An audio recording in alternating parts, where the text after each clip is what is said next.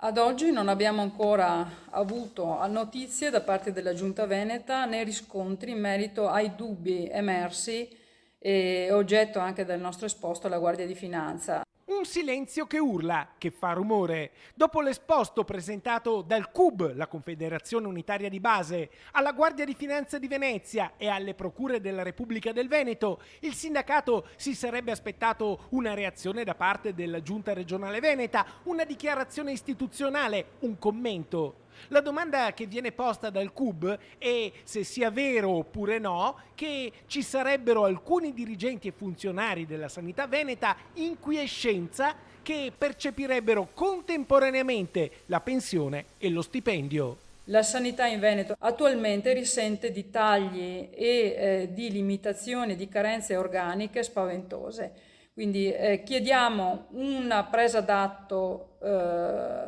pubblica, trasparente e da parte di chi ha gestito finora la sanità, quindi da parte della Giunta del Veneto e lo aspettiamo noi come sindacato, lo aspettano i lavoratori e lo aspettano anche i cittadini.